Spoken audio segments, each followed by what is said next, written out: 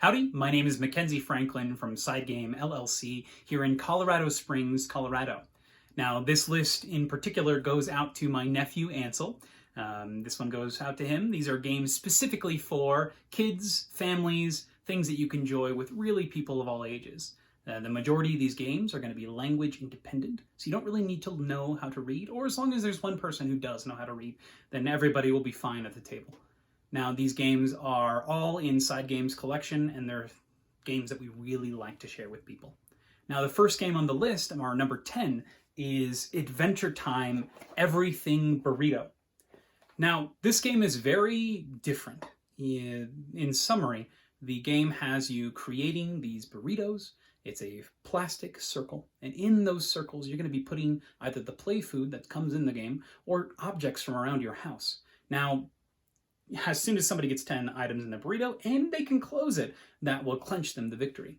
I really like that you are able to identify different shapes and patterns and textures with the different cards that are revealed, and I love the camaraderie that comes in where you are trying to actually, in a real-time setting, you have about 30 seconds or a minute to go rush around the house and look for these things. It's very exciting, and you have to be very creative when you play, and sometimes the things you might grab for your burrito are pretty hilarious. So if you might not like the intellectual property around this, but the game itself is pretty hilarious. So I really like this one, Adventure Time Everything Burrito. Now, number 9 is going to be Dixit. Dixit, in summary, is a game of communication where you are trying to communicate a single clue as a clue giver to the rest of the people playing. Now, this can be a dance, it can be a jig, it can be a song, it can be a statement, it can be a single word, it can be a letter, it can be a sound, whatever you want to communicate your clue. Everybody's going to try to also use that clue to communicate something else and really mess up the rest of the people at the table trying to actually figure out what this clue relates to. The game is fantastic. I really love the art that's used in this game, and I love that anybody can give a clue at any time.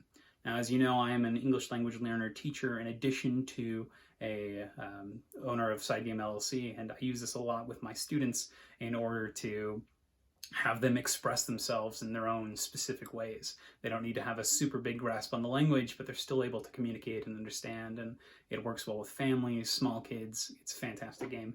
This is Dixit, number 9. The number 8 game I don't have with me.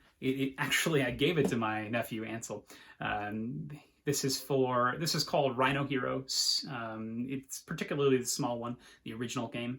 It's a tiny small box hoppa game where you are taking these cards, you are folding them, and you are stacking them on each other. And you'll make this big tower, and sometimes you'll have to play extra towers on. You might have to fold the pieces in a specific way, and these cards in this game fold, and you're just trying to get it as high as you can without knocking it down. Now, this game, I really like the foldable cards, honestly. I really like how tactile the whole thing is, and just the excitement and the tense stacking that happens, and how you don't want to lose, but you also want to make sure that this thing gets as tall as you can, because, man, it's just really cool when you have this giant monument at the end of the game. So that's number 8, Rhino Hero. Number 7 is going to be Spot It. Now, Spot It is a very small game that came out a while ago. It's Blue-Orange Games. Comes in this little tin here. And the point of the game is to match things. There's a bunch of different ways to play, but the core concept is you have one card, and every card on the deck has a match with every other card. So there's only a single symbol that matches. So, for example, this card here, you might have the music note, and that matches with one of the cards in the deck. Really fascinating. I love how they were able to procedurally generate these cards to make sure that each one had only a single match. So I really like the cards in this game, and I love the different modes of play. You can play a quick game, you can play a fast game, you can play a game where there's only one winner, you can play a game where there's only one loser. You can really adjust it to how you see fit. But it's a speed reaction game, really good. I really like this one for that style of game, and that's Spot It. Number 6 is Skull. Now, Skull is a bluffing game where you are trying to correctly guess the number of roses and not find any skulls. Now, I really like this game because it introduces bluffing in a very simple way. It also encourages, in a safe environment, a way to kind of get at your family members or your friends.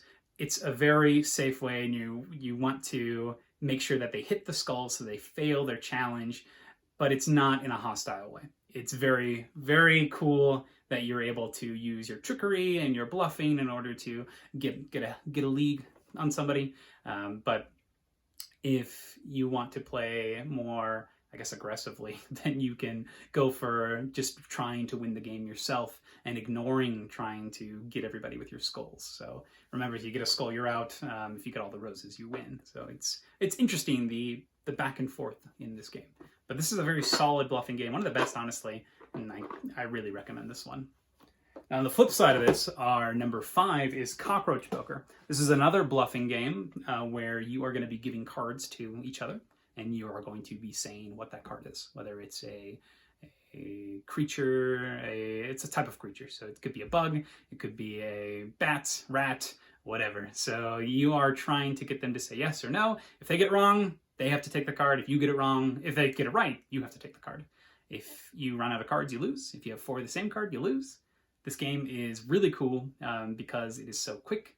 I love the fact that you can kind of read the table and you can start siphoning cards to people, and you can start matching up the different creatures that they're collecting. But of course, the players might see you doing this, and of course they know they don't need that specific type of animal, so they might predict that you are trying to give them this, so that might be easy for them to, call you on your bluff, that you're telling the truth or you're lying. So it's really fascinating to see how the game evolves as you play it.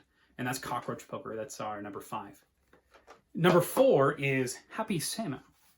Happy Salmon is another reaction game, kind of. I don't know. This is more of a cooperation game. Everybody's going to have a deck of cards in their hand that have a gesture, whether it be a fist bump or a high five or a Happy Salmon.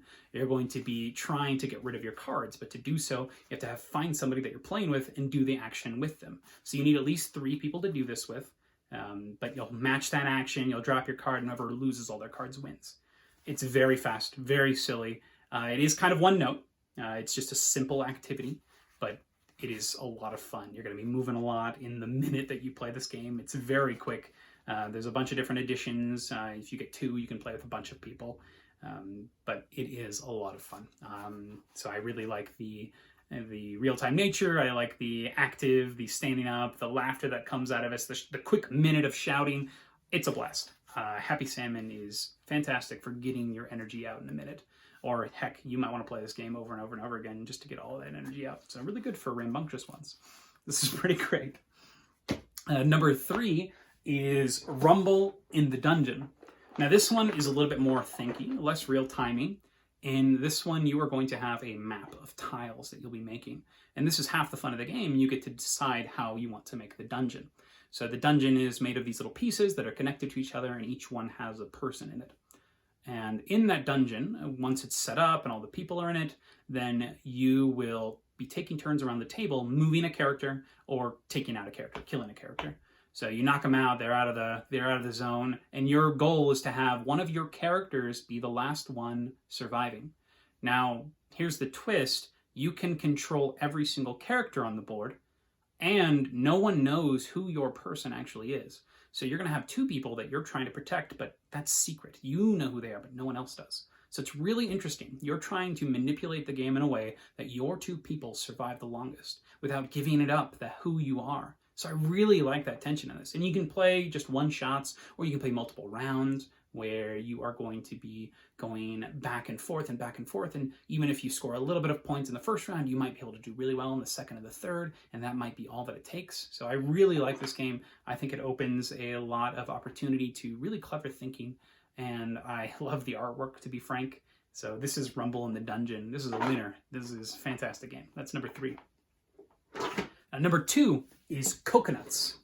Coconuts is a game where you are going to be taking monkeys, these plastic monkeys, and you're going to be flicking coconuts at each other. So not at each other per se, but into little cups. Now, as you can see here, you're going to be trying to make a tower of cups, and once you score 6 baskets and make a little tower in front of you, you win the game. The game is a lot of fun. It is a riot. You're going to be going back and forth, throwing these little coconuts, and it's really fun to see how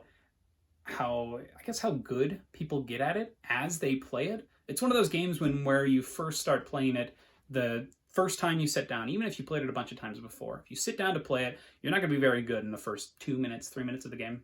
But the more you play, the more you're going to get used to the way that the coconuts fly. You're going to be able to make shots that you normally wouldn't be able to. And it's a lot of fun to see your skill at this game develop as you play. The pieces are hilarious. I love the little squishy coconuts. The monkeys themselves are really interesting to use. And it's really fun. My favorite thing is as you start collecting cups to win, you put the cups in front of you. And you can still get those taken from you. If an opponent launches a coconut into your cup, they'll take it and put it in front of them. So if you see somebody winning, everybody can be like, oh, let's gang up on that guy. And you start taking those coconuts from that person. So it's really cool. You're kind of always in the game, and the game is over when either all the coconuts are gone or when that one person gets those cups. So it's really cool. Everyone can kind of work together at certain points. I really like this one. This is Coconuts. And that leads us to number 1, best kids game. And this is going to be Ice Cool. I've talked about this before here as one of the best side games that we have. This is a fantastic game for all ages. It's a game of flicking, and just like in Coconuts, the more you play during that session, the better you're going to get. So you feel progression as you play every time. It is a lot of fun. You are a penguin that is either trying to collect fish or trying to catch the people trying to collect fish. It's got a great round structure to where you're going to get a chance to do both of those things, and you are just trying to get as much fish as possible, and you can do that by doing all of these cool trick shots and exploring this huge labyrinth that is made with the box itself. So I really like this one. I mean, it's really stood the test of time. This is Ice Cool. Fantastic game. So that's our top 10 kids games that we have in the Side Game collection, and I'm curious, what are your favorite games that you play with your kids? Or if you're a kid, what are your favorite games that you play? Really curious to know. If you agree with my list or disagree, let me know. Leave a comment if you'd like. I hope you enjoyed the video, and I hope you have a great rest of your day. Remember, Side Game strong.